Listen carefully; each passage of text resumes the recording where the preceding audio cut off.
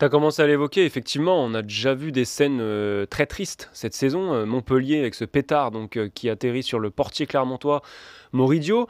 Globalement, en fait, au-delà même de ce qui se passe sur les pelouses, parce que hier, dimanche soir, ça s'est déroulé en dehors du stade, comme tu l'as rappelé, on a l'impression qu'il y a une montée des tensions et de l'agressivité dans le football français, et pas que.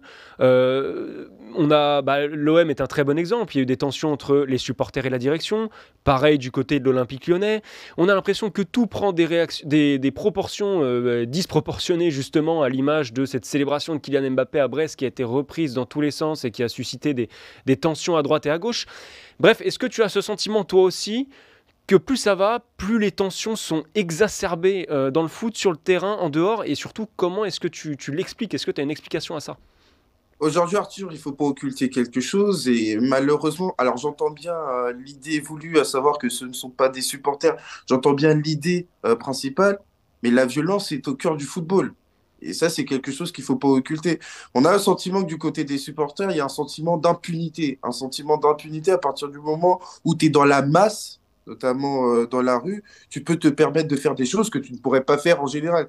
J'ai envie de dire, les supporters qui ont attaqué Le Bussonnet et qui ont attaqué Fabio Grosso par extension, j'ai pas le sentiment que dans la vie, dans la vraie vie, si tant est que c'est quoi la vraie vie, attaquerait Fabio Grosso de front. C'est bien parce qu'ils sont dans un sentiment d'impunité. On peut élargir ça notamment sur les réseaux où un supporter, de manière volontaire, va commencer à attaquer un joueur, va commencer à attaquer un entraîneur. La violence fait partie du football parce qu'aujourd'hui, il y a un sentiment d'impunité, il y a un sentiment de masse et il y a le sentiment que les décisions, les punitions sont pas suffisamment, entre guillemets, fortes pour pouvoir se dire que, en fait, le jeu, au final, en vaut la chandelle. C'est triste à dire, mais aujourd'hui, pour un supporter, la notion de dommage, elle se paye pas nécessairement. Alors oui, attention, il y a quand même des condamnations, ça, il faut pas l'occulter, il y a eu des condamnations, et ça, c'est vrai, mais ça découle de quoi? Ça découle d'un long travail juridique. Et est-ce que, notamment, sur le caractère juridique, on a tout le temps, notamment pour avoir ces condamnations de manière répétitive, c'est un peu plus long parce que on est quand même dans un état de droit, il y a des démarches à avoir, il y a des procédures à avoir, et donc forcément, on doit faire du cas par cas. Donc tout ça contribue au fait que aujourd'hui, ce sentiment d'impunité est largement répandu et fait que on a des incidents de manière très répétée. On a quand même franchi un cap, Elton, dimanche soir. Comme tu l'as très bien dit, il y a eu la force de cette image de Fabio Grosso en sang. Cette fois, on a eu du sang, en fait. Et ce qui paraissait banal avant, un caillassage de quart, est devenu dramatique par ces images-là. Est-ce que ce choc peut faire bouger certaines choses?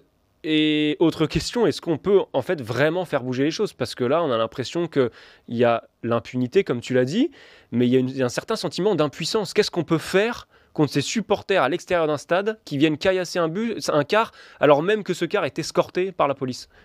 Aujourd'hui, il est vital, il est très important d'être face à la réalité, à savoir que un entraîneur, un staff, des joueurs peuvent, entre guillemets, euh, vont notamment en déplacement et peuvent en pâtir. C'est-à-dire que ça peut avoir un impact sur leur vie. J'ai envie de dire, Fabio Grosso, aujourd'hui, ça aurait pu être beaucoup plus grave. Et ça, en ce sens, j'ai encouragé notamment l'équipe, la Provence, qui ont mis en une justement cette photo, parce qu'on aurait très bien pu avoir une image de l'extérieur du stade Vélodrome. Mais là, pour le coup, il est très important d'avoir une image choc, en l'occurrence celle de Fabio Grosso, pour avoir cette vérité face à nous, à savoir que le football est quelque chose de violent, et ça c'est quelque chose qu'on n'aurait pas nécessairement voulu, et que des acteurs sont susceptibles d'être attaqués. Donc par rapport à ça, oui, aujourd'hui il y a de l'impuissance parce qu'on a le sentiment que ça ne va pas s'arrêter, mais qu'à côté de ça, il ne faut pas être dans le fatalisme et se dire que c'est une fin en soi, qu'il faut banaliser ça. C'est aussi aux principaux acteurs, notamment chez référence à la Ligue, d'avoir des sanctions, d'avoir notamment de la prévention, parce que aujourd'hui c'est vrai que le déplacement des supporters est quelque chose qui se fait de plus en plus rare. Il faut savoir que pour ce déplacement au Vélodrome, il y avait le préfet qui a été à l'initiative notamment de ce déplacement parce que c'était pas quelque chose d'aisé. Et j'ai pas le sentiment que derrière, ils vont vouloir rééditer notamment cette expérience. Donc tout ça pour dire que aujourd'hui, on est sur un long processus. Un long processus qui sera long, où il faudra des sanctions, il faudra de la pédagogie parce qu'on ne peut pas être seulement dans le bâton pour a posteriori donner des sanctions.